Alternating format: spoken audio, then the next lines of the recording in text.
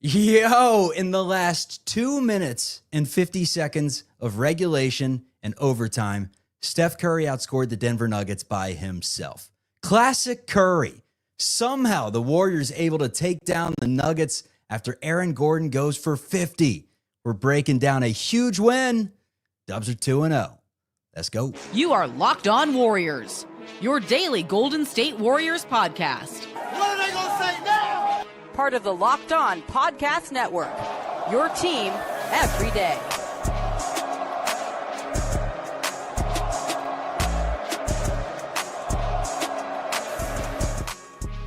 What is the good word, everyone? Welcome into Locked On Warriors. We're part of the Locked On Podcast Network, your team every day. Ways that you can check out this show wherever you get your audio podcasts. It's a great way to check us out. Plus, on YouTube for the video version, make sure you hit that like, hit that subscribe, and tell some Warriors fans to tell some more Warriors fans. Say it ain't so.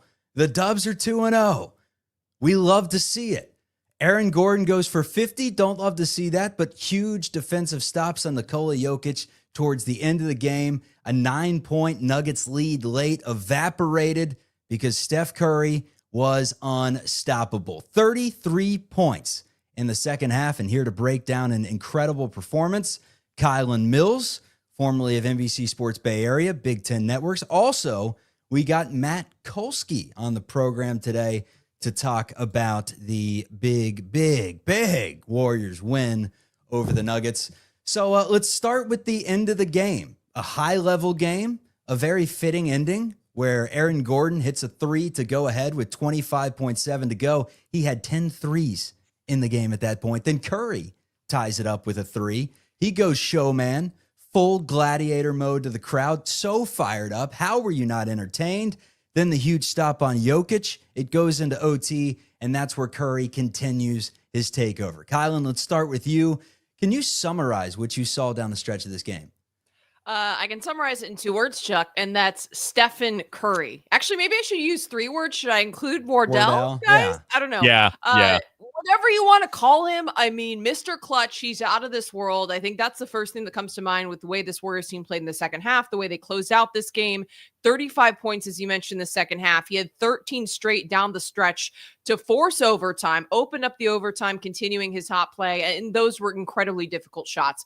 Nothing new if you've watched Steph Curry play in terms of the threes, falling backwards, under pressure, doesn't matter. He hit clutch shot after clutch shot in this game. A couple other notes. I did like that Steve Kerr went a little bit bigger with the lineup down the stretch. I think that was really needed against some of the size that we were seeing the Nuggets put out there. I thought the Warriors struggled when they had smaller lineups on the floor. So I did like that. I was a little bit pleasantly surprised by Steve Kerr that we saw Draymond, Horford, JK, Jimmy Butler, and Steph out there. So I liked that lineup to close out that fourth quarter. It was very effective.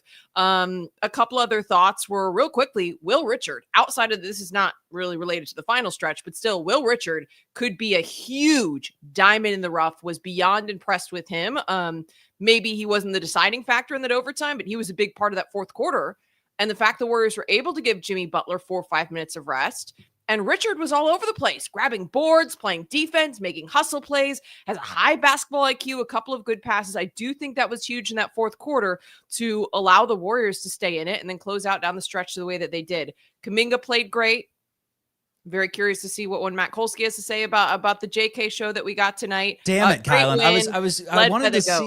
I wanted to see by the GOAT, 100%. I wanted to see if Kolsky's first thing that he'd bring up would be Curry's performance or if it would potentially be Kuminga. But at this point, we've tipped our hand. Kuminga played great. You have to Al bring Horford. the Curry performance first, so I had to go there. But I'm hoping that Matt will go with the JK performance. I thought he was going to go with Al Horford performance because he texted me a few times throughout the game, did Kolsky, and he said, this is Al's moment. This is what he does. He shows up in big games, right, Kolsky? Yeah, you had it right. I mean, I was going to try to hold my tongue on Kuminga for as long as possible. Although, yeah, look, to me, he's been great. I feel like I've always had a pretty good idea that something like this was in there. What continues to be impressive from the preseason to now about Kuminga is the approach. The approach is consistently, I think we can say for the first time in his career, consistently exactly what Steve Kerr has been asking from him for 4.5 years now. Why he decided, all right, now's the time. Maybe it's the money. Maybe Steve Kerr had a good conversation with him again for the first time in 4 years. I don't know, but that's working. And I almost don't want to jinx it by talking too much about it, because as long as he keeps approaching the game the way he is, it'll be fine. Al Horford tonight, especially on a night when the bench was largely not very good. I mean, Gary Payton gave you pretty much nothing tonight. Buddy was all over the place. He's such a goof. But Al just did all the things you signed him for, right? He's rebounding. He's blocking shots. He's hitting open threes. He makes the right pass, the right decision at every possible turn. He's just a perfect fit for this team. The stretch five that they've kind of always wanted and never quite been able to find. And yeah, he's 39 years old, but if he can give you those 29 minutes in the games that matter, I'm trying not to get crazy, you guys, but like there's a big part of me that wants to tell you right now that the Spurs Warriors Western Conference Finals is going to be a doozy. You know what I'm saying? Like, that's where I'm at after 3 days of the NBA season. I'm all jacked up on goofballs, and I'm ready to put the Warriors in the finals. They just look great. Man, they looked really Denver's good. The favorites. Look, dude, and they took him down to the wire, even with Aaron Gordon going unconscious throughout this game, and the Warriors pulled it out in overtime. So, Kolsky, listen, I don't think that you're necessarily on the special juice. You might be, but maybe not for that take. Oh, he is. Maybe not for that take. They've been great, man. Like Denver, I picked them to be the first team in the West, and what I find interesting is that last year, before the Warriors got Jimmy Butler, there was a lot of talk on Cam Johnson. It was Cam Johnson. He's a perfect fit. He's a great player, everything.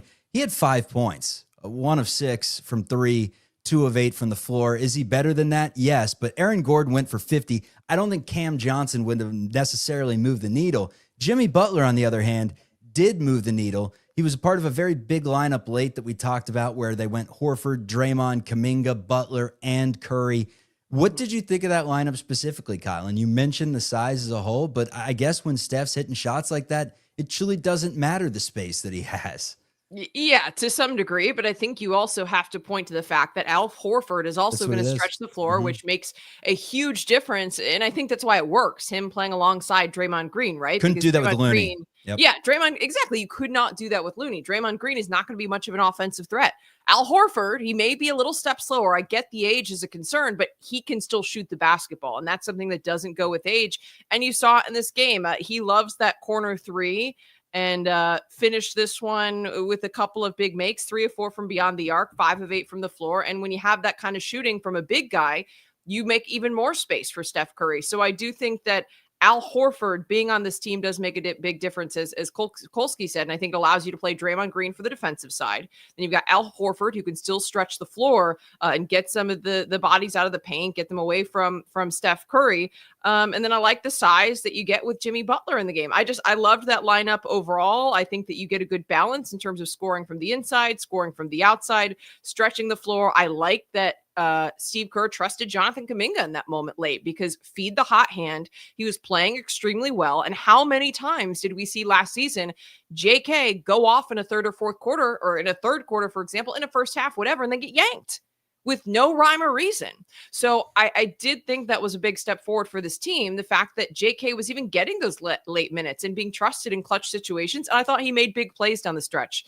And he proved us all right for saying that he deserves that kind of opportunity. I was a little bit surprised, though, because I just think time and time again last season, we saw him not be trusted in the closing moments, or like I said, get pulled really with no reasoning, even when he's playing well. Well, I would interject and say I think he's a better player. Pleasantly surprised. Yes, I think he played better than he did at times. I think he played better than he did at times, but I'm still, Chuck, there were times last season where Jonathan Kuminga was playing well, actively in a game, and then just would not see the floor again. Fair. Would not see the floor for a quarter and a half to close out the game, and everyone's going, why? There was a moment, though, I think it was in the second half, where Kuminga was posting up and hadn't even picked up his dribble at that point. And whereas last year he probably would have, backed down and put up a shot and potentially made that turnaround shot. Like, it's not a bad look by any means.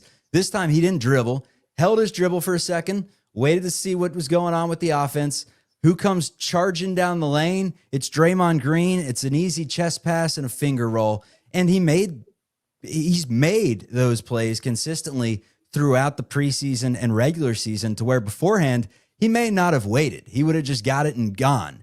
And it's not necessarily a bad thing, right? He scores a lot of the times. He's damn near 50% for his career from the floor. But that's what Steve Kerr's looking for, specifically for him to stay on the floor. And I guess the counterpoint would be, if that has been unlocked, all the credit in the world to Jonathan Kuminga. But he, I guess, was taught somewhat of a lesson by not getting those minutes last season. Is one way to spin it in the most propaganda Steve Kerr stan of all time. But yeah. I get what you're saying. And just all around, good looks. Kuminga was awesome. Butler was great. Pods had his moments. You're missing Moses Moody and DeAnthony Melton. No one's going to complain about this win. Let's talk more about this show and about the Golden State Warriors win over the Denver Nuggets. Final score, 137 for Golden State, 131 for the Nuggets. Kylen Mills and Matt Kolsky continue to recap this game coming up. And buddy, stop trying to dribble the ball. Today's episode is brought to you by Mint Mobile. If you're still overpaying for wireless, it's time to say yes to saying no. At Mint Mobile, their favorite word is no. No contracts, no monthly bills, no overages, no hidden fees, no BS. I said yes to making the switch and getting premium wireless for just $15 a month.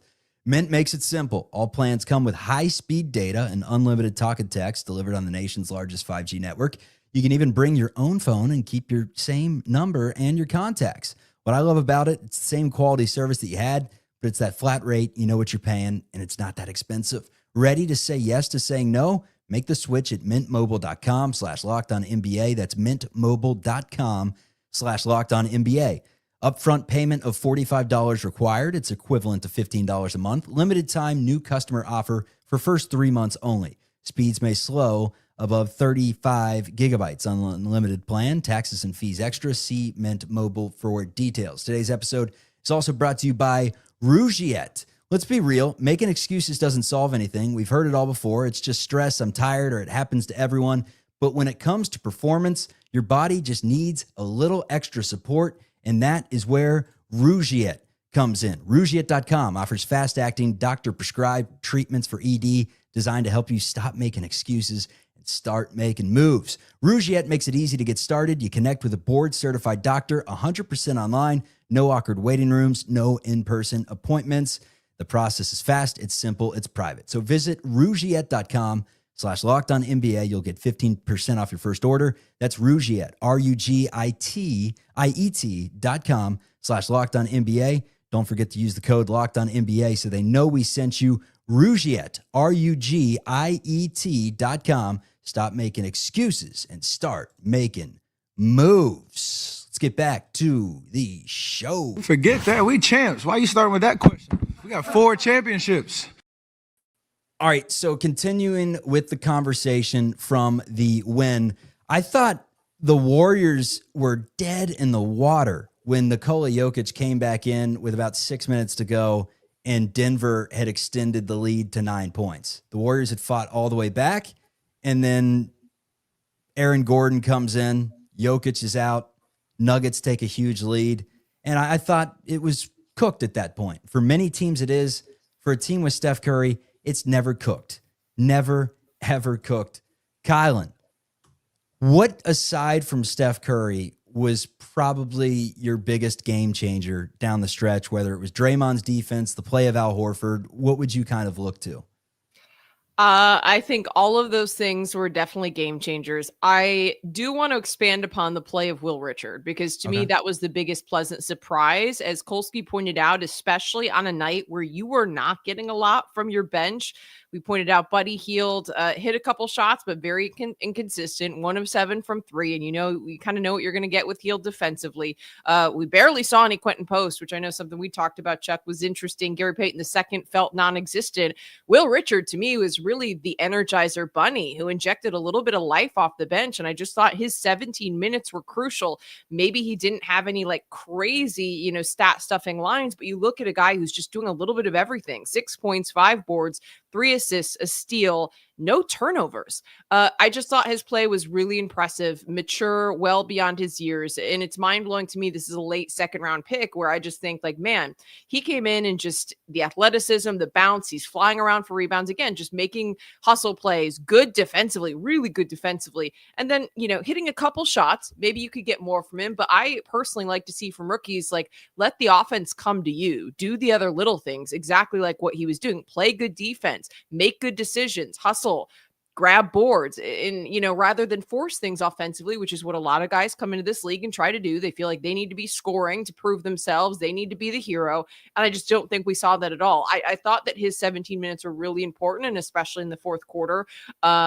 Love Will Richard. I just think that he plays like a vet. He plays extremely mature. So I was very, very pleasantly surprised, because you can look at preseason, you can look at summer league, you can look at training camp, you don't know until you get in a game like situation and you're going up against one of, if not the best team in the Western Conference. And for a rookie who was a late second rounder to play the way he did, I think that was one of the biggest surprises, and that changes this Warriors rotation if he continues to make an impact like that. There were there was a play where he got an offensive rebound and immediately kicked it out to Jimmy Butler, who hits the three. And there were just scrappy plays like that. There was one where they had called a foul, I think, on Pods right before Will Richard had a strip, but it was, off a missed shot, and Pods fouled whoever it was, Gordon. And immediately Will Richard's there to take it away. That doesn't show up in the stat sheet, but you see that he's a magnet to the ball and he's always around it. There was one play, though, that I think they're going to get on him about in film session.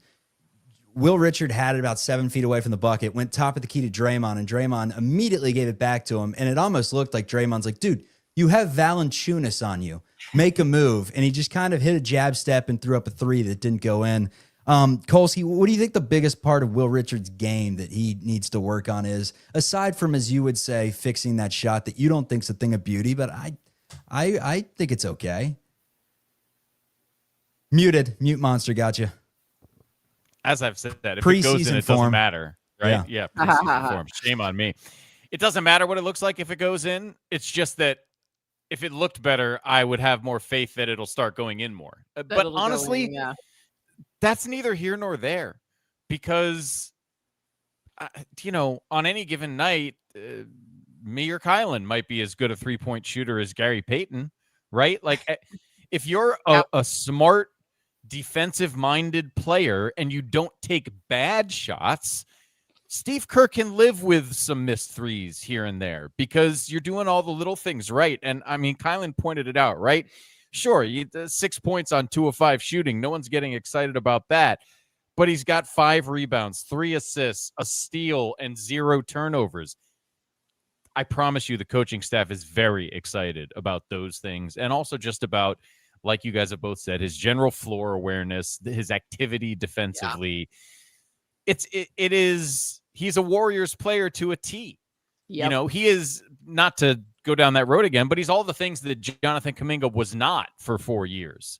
And totally separate from Kuminga, that's going to get him on the floor. And quite frankly, for my money, he could have taken 5 or 10 of Buddy's minutes too, and they would have been no worse off. So I think as long as he doesn't start taking shots irresponsibly, Will Richard is going to be on the floor, whether he's hitting them at an especially high rate or not. Aaron Gordon went crazy. He had 50 points. And shout out, a San Jose native, Archbishop Mitty, little homecoming for him, and he goes went for off 50. for his people. Yeah. Man, the most in a Nuggets opening night game in franchise history. They got some good players that have come through Denver. Carmelo Anthony. The list goes on, just considering Jokic is on the team right now. That's the entire list. That's the only list that you need. How many opening games has he played, at this point? Is he in like year 9 at this point? And Aaron Gordon now holds the record. What I want to ask Kylen is, down the stretch of the game, last 10 minutes or so, he was still knocking down shots, but the Warriors went a little bigger, which allowed them to not double Jokic as much. And because of that, there weren't as many wide open threes in the half court. Did you think that they did a good job of neutralizing Gordon down the stretch, or did Steph Curry just do a better job of making more shots than him to where the Warriors were able to pull it out? Because you were focused on Curry, but at the same time, it was kind of Gordon, Curry, Gordon, Curry, Gordon. You know, he was everywhere. Yeah, I thought throughout this game, the Warriors needed to go bigger. And I thought there were times where they went smaller and Aaron Gordon was in the game, or Nikola Jokic for that matter. And I thought the Warriors' lack of size hurt them. On the ESPN broadcast, Kenny did a good breakdown with like 3-4 different plays, whether it be a pick and roll or just an offensive board, where the Warriors were hurt by the lack of size, not just defending Gordon, but also defending Gordon. There were way too many times for me where he had a smaller guard on him. The Warriors got caught in rotation, and somehow someone was a step behind in closing out Aaron Gordon. Like, to me, I thought throughout the game, the Warriors should have done a better job in terms of just the defensive awareness of where he is, of staying tighter on him. And then I think that they needed a bigger defender on him, because there were times where he had a smaller guard, and not only could he shoot over them with a three, then all of a sudden he's a threat to get to the basket. So I think overall in this game, Aaron Gordon, yes, he caught fire. Some of what he put up tonight was a product of that. But I also thought that in general, the Warriors could have done more defensively throughout the course of this game to try to slow him down. Like I said, I think that the Warriors were at the best. And one of the reasons why they forced the overtime is because they went bigger at the end of the game. And I do think that running bigger defensively made a difference against the size that the Nuggets have. And that's something that the Dubs are going to have to look at moving forward in the West. This is not a small conference. This is a conference with a ton of size. So how are you going to handle that moving forward in the season? I do want to note, I think they missed Moses Moody as well, because there were a couple of times where, like, when you have the Steph pods line up, it's kind of like, depending on who's in at the three, where I do think that it would have been beneficial to have Moses Moody's 7-foot wingspan out there and a little bit more height, even at the two position, because I do think the lack of size hurt the Warriors defensively overall in this game. And not to go on the negative side, but I do think it's a concern and something you have to look at moving forward in terms of what they're going to be facing in the rest of the West, and how realistic is it to run with some of these smaller lineups? Because I know we talk about it ad nauseum with Steve Kerr. I know he loves it, but I just don't see that being realistic and competitive in the West this season. No, I mean, I thought the rotation tonight with Butler getting 38, Kuminga getting 36 minutes, Draymond 34, Pajimski 34, Steph 36, and then Horford getting 28 minutes. Like, that's kind of what you want. That's a huge lineup right there. When you have Kuminga in there at essentially your shooting guard, you know, where he's bringing the ball up the floor and playing on the wing and attacking and you know, dishing out assists. I mean, the stat line today of 14 points, 5 rebounds, 3 assists, like on an efficient 6 of 11, while also playing good defense, you'll absolutely take that. They spread the wealth very nicely, I thought. And one of the good things thus far has been the lack of experimentation. I asked for it. I begged for it. When we watched the Wolves series last year, you didn't get Luka Garza minutes. You didn't get frickin' Terrence Shannon minutes. Like, they went with their best dudes, and the Warriors would just teeter. And you got Guy Santos, and you got Pat Spencer and Trace Jackson-Davis. You didn't get any of those three tonight. You got 4 minutes of Quentin Post. I think the Warriors have found out who their best players are. Now, will this stay this way the entire season? Hell no. Steve Kerr loves going to the bag of toys. He's got a lot of different players to work with. But on this night, where you wanted to win on the home opener against one of the best teams in basketball on prime time, he went with the best players and the best possible minutes allotment, in my opinion. All right, let's get to more on the hold on program before today. we need a commercial break. I'll come in after the break. Okay. No, you're good. I want to tie on a couple of those points. First of all, it was overtime tonight. So hold the break. I love that, Kolsky. All the minutes. We don't care about roll cues here. Better be good, Kolsky. Red hot take coming in. I forgot my thought. Go.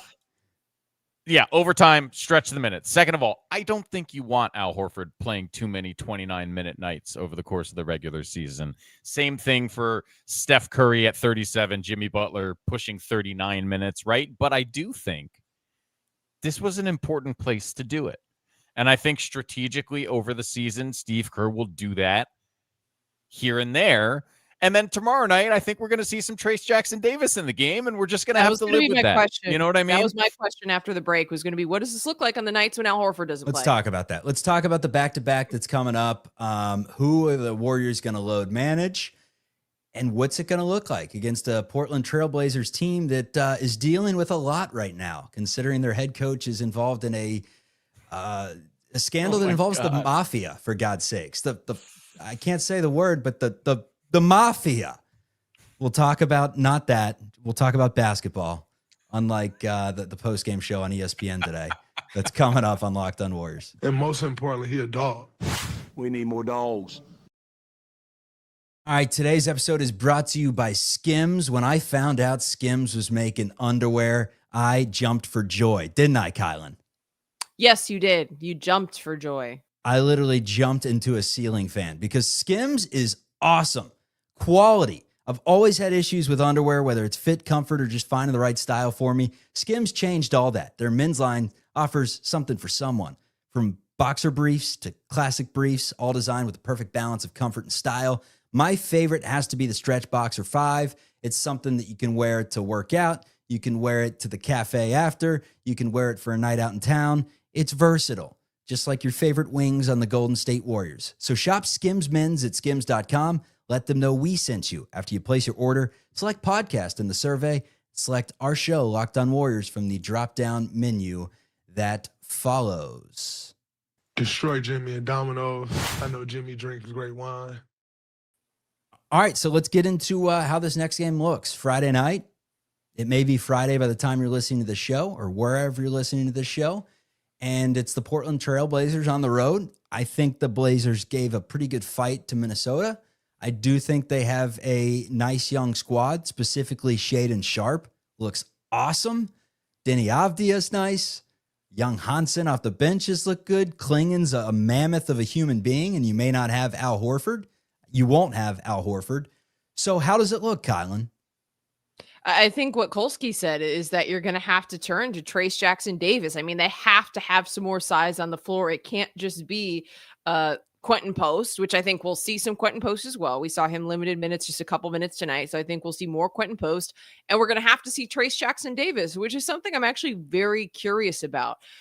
We've seen moments like Trace Jackson Davis to me is a really interesting situation for the Warriors. I just feel like he's been inconsistent, but there's moments that give me hope where I'm like, hey, like maybe. And there's other times I'm like, ooh, no.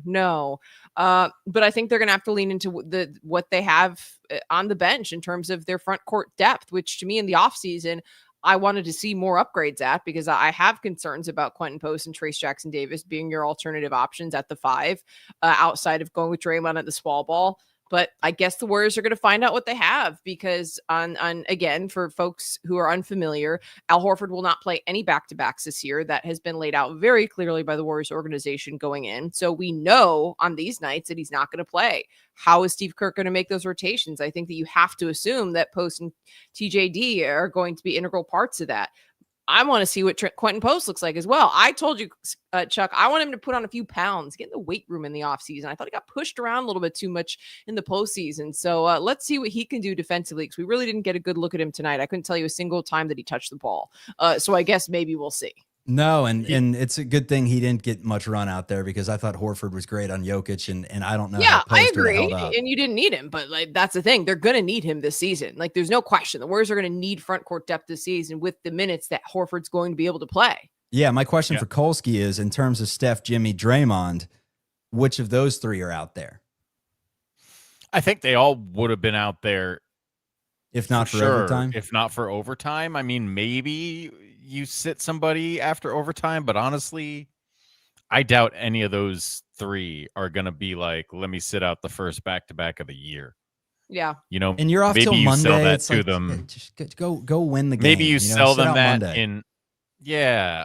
Start off 3-0. Right. Exactly. That's the thing. They got another back-to-back coming Monday, Tuesday. So maybe somebody sits one of those instead. But something tells me, like, after a win like that, it's going to be hard to put. Those guys are not going to want to sit on the bench. You know, Al Horford, we've already agreed on it. That's a different thing. He's significantly older even than Steph. But I think everybody else will probably play.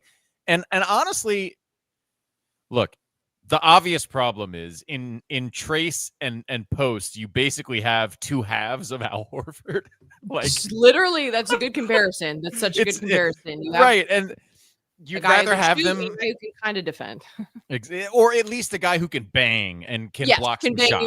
Can bang you around in the post. Yep, totally. Yeah. So it's not ideal, but you have options, and I think Trace is a viable NBA player. Like he's got a bit of a ceiling. He's a lot like his dad, to be honest, in a lot of ways. If you remember Dale, like he's big and strong, and he can score a little bit if he's close to the basket, and he can block some shots. But like he's a little undersized, and he is what he is. I don't think that's such a big problem, but you are gonna need posts to be a little better defensively. And like my concern would be tomorrow, we saw Donovan Clingan just manhandled Quentin Post in the minutes they shared the floor in the preseason. And it's not like Donovan Clingan is Shaq, but he is a very large man. So it's going to be interesting to see tomorrow night for sure. Are you talking in terms of talent? He's not Shaq, because size-wise, he may be as big as Shaq, man. Yeah, talent. Okay. Not size. I mean, he's probably taller than Shaq huge. was. He's not quite that thick. Nobody is, but he's huge. He's like bigger. He's bigger than first-year Orlando Magic Shaq, though. Yes, he stands out on a basketball court. Not quite the way Wemby does, but almost the way like a Sean Bradley used to. I feel like, I don't know. He stands out. He's huge. All right, let's get to some final thoughts. Kylen, what do you want to talk about from the game today? Floor is yours for anything that's been on your mind about the Warriors, whether it's I can't wait for D'Anthony Melton to come back, Moses Moody to come back, or whether it's a completely different thought from this game that we haven't touched on. The one thought I did want to add on tomorrow is just that I think they are going to need Trace Jackson Davis just from an interior size, the more that we're talking about it. And Clingan, how much do you think Clingan weighs? He's got to weigh 325. I was going to say, let's do. You think he's 300? I could have worked at a carnival growing up, Kylen, and I could have, done that thing where they step on it. 265. Everyone's like, wow, this guy's it's a wizard. You're a wizard, Chucky. So I'm going to go 325. We have any guesses? Oh, I'm checking. So I'll let you right. guys I was going to say I was at less than 325. I was going to say 300 maybe, but like still, he's got a big dude. So the more that we talk about it, I'm like, he's 280. They would have fired my ass. They would have said they list him 45 pounds off. There's no way they he's list 280. him at 280. I feel like he is. I feel like that might be rookie weight. I don't know. Yeah. The dude just looks gigantic. But even if he wasn't 325, like if he was 7 foot 270, the Warriors still are a lot smaller than he is. So whatever his precise measurements are right now, it's a problem to deal with tomorrow for sure. I want to take, since Kylen didn't, the wing situation specifically on defense. That was the thing I thought about the most tonight in terms of weaknesses for the Warriors. Was that's where I think they missed Moody, though. Yeah, it seemed crazy to say, like, I don't know if they got enough shooting guards, but the two guys that are out with Moody and Melton are really their two defenders. And you see it, like Pods, Buddy, God bless him, Steph at 37. They can't really stay in front of anybody, certainly not in front of Jamal Murray. And, Jamal Murray actually, I think, made the mistakes not giving the ball to Aaron Gordon down the stretch tonight that led to success. But it's not a recipe for success to have any, plus guard driving past all of your perimeter defenders. Moody was the guy who did the best with that last year down the stretch. Certainly we know Melton, if healthy, can do those things. So it's not a big issue, but it is something that, like, you look at a guy like Shaedon Sharpe, and the only guy who can really defend him is Kuminga. I don't know who else on the roster you'd even try. And sort of those wings between 6'4" and 6'7" are tough for them right now. Well, I also question, like, can the Warriors this year really play Pods and Steph Curry together for stretches of time? With Pods hasn't been great, which low key is a big issue. Yeah, which I was going to say, that was another kind of thought that I had tonight. Pods, not great. And I just look at that being a huge liability with him on the floor next to Steph. Yeah, just the one assist. You don't love that from someone that's supposed to be a playmaker. He did knock down a couple of threes and knocked down actually a couple that didn't count because they were after the whistle had been blown. But in my mind, I'm like, all right, he hits the open ones, but they need him to be better than 33%. And he was not better than that today. And they need him to facilitate a little bit more. But again, that big lineup with Kuminga in there, that was the move on this given night. The beauty of basketball, every night is usually a different story. Warriors get the win over the Denver Nuggets. Final score 137-131. They hold Nikola Jokic to just 21 points with an extra period. We'll take it. Is this Really game went good. into overtime? Yeah. They did a great job of forcing him to shoot 13 threes. He only hit 2 of those 13. And Aaron Gordon, star of the show, 50 points. And those 50 points were all in vain. Warriors win, Can you imagine everyone. scoring 50 and then losing? It so would suck. mad. Terrible. No, it would Just suck. bad. Locked On Warriors. Ouch. We're free and available wherever you get your podcasts and on YouTube. See ya.